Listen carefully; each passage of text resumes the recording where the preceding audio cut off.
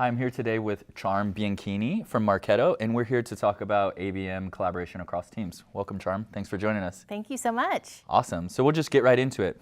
So thinking about ABM, just getting started with it, is it something that only enterprises and mid-market companies should think about, or is it something that all organizations, even maybe smaller businesses, can consider? Yeah, we've seen it be applied to all different kinds of organizations. So primarily it's a mid-market to enterprise play, but even at Marketo we use it for small businesses.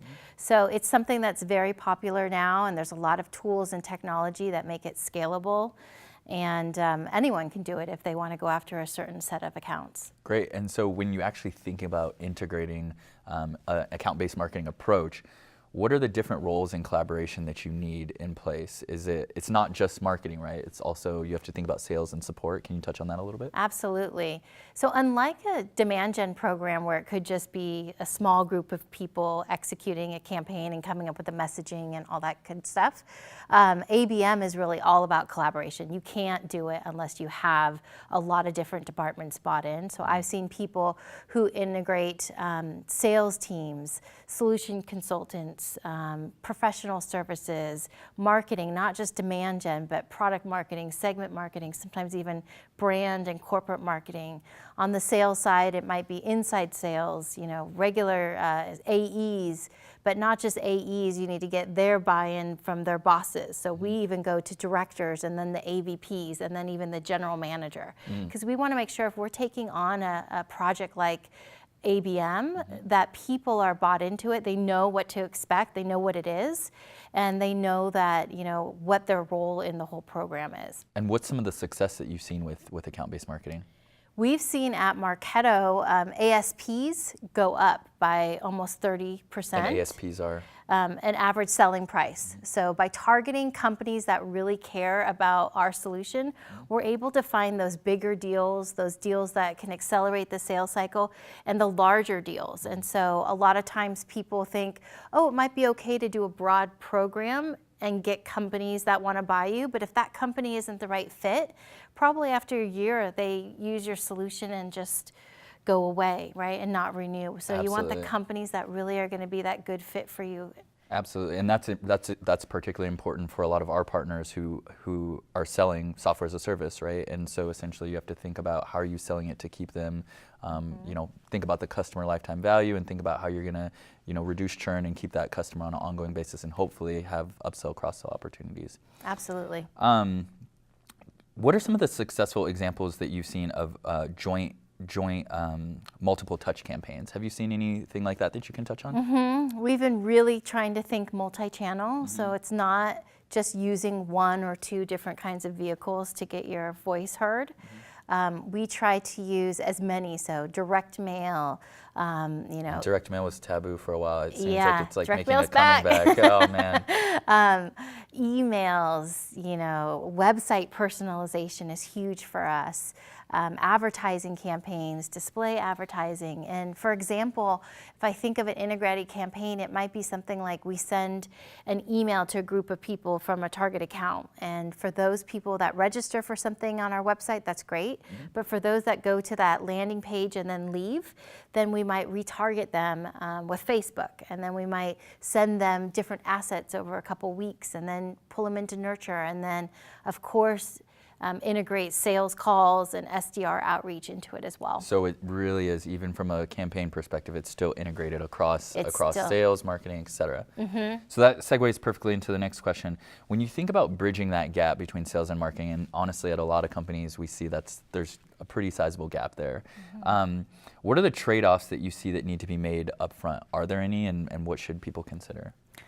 I think that you need to just set the proper goals, right? So you need to tell sales, hey, in the past, if I'm doing just broad reach programs, I might get you tons of leads, right? But if I'm going to do ABM programs, I'm going to get you targeted leads, but they're going to be a lot fewer. Great. So it's about setting expectations. It's setting expectations. So if the sales reps are expecting a huge volume of leads, they're not going to get it. And if they have to, or your inside sales team, if they have to make a certain number of calls a day, if you're only going to bring in maybe 30 leads a day for them to call on, then they need to be aware that they're going to have to do outbounding on their own for the other 30 calls that they need to make. So that's a great point. It's setting those kind of expectations as to what we can deliver, and then getting SLAs in place with them as to, are they going to follow up in a timely manner, or how many times are they going to follow up, or what kind of follow-up are they going to do. A lot of times we'll work with them and find out what those pain points or those issues or challenges that company is going through, and we'll write a very specific email.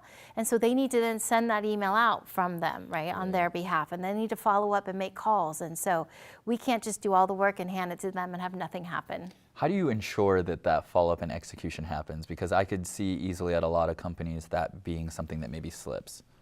Yeah, well, again, is that where it's that top-down leadership and kind of that expectations and accountability? Absolutely. So it's top-down leadership. It's everyone bought in. It's weekly calls with the reps, right? And I hope that they are aware that, this is a lot of work to do ABM right, especially if you're going after specific accounts, and, that they're playing a big role. And if they don't play the role, we kind of do this at Marketo, is, you can get a field event created, but if you're not going to help us drive 50% of the registration, then, and you're not going to make it successful, then we're not going to come back to your city. We're not going to do another one for you. So we might do it once, and if it doesn't work out, then, we move on to another rep. So there's a little bit of carrot and stick. Absolutely. Okay, great. So when we're thinking about getting more people to do account-based marketing, it's kind of funny, because on one side we just saw a study that said Forrester said that less than 1% of the leads that most marketers are creating for sales turn into actual revenue, right? So with such low numbers like that, why do you think that people are still focused on creating this full funnel of leads that maybe aren't going to be the most beneficial to our bottom line versus taking an ABM approach? Right. I think probably they don't really believe that stat applies to them.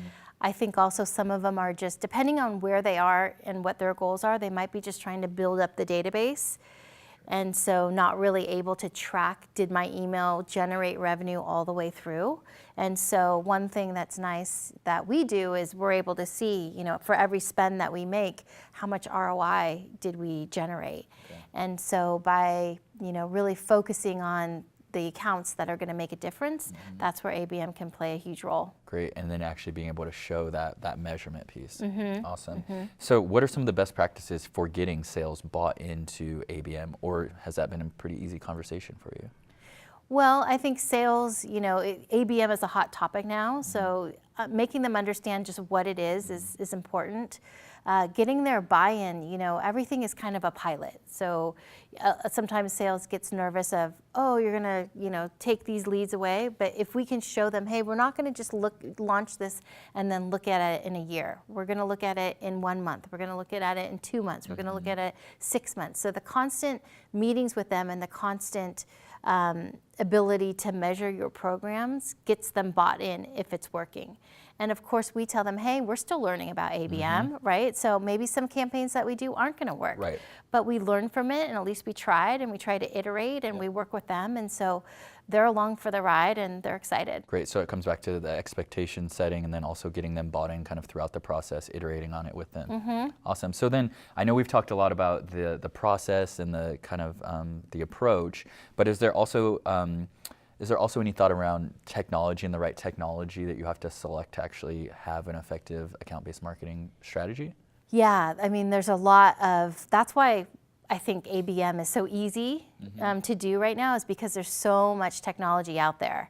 And I believe that people, can go to any vendor now and they say they have an ABM solution. Okay. So one thing is really to understand what their solution does, but it's never been a better time than now to be a marketer, because you can use, account scoring for ABM, or you can use website personalization, or a bunch of retargeting or digital advertising. And so there's a lot of tools out there that make it very easy for you to, penetrate just a set of accounts instead of all the other accounts that you may not care about. Awesome. So I know we hit on a lot of good stuff in a short period of time. So what are kind of the 3 takeaways that you would give an organization looking to get started on account-based marketing and thinking about that collaboration approach?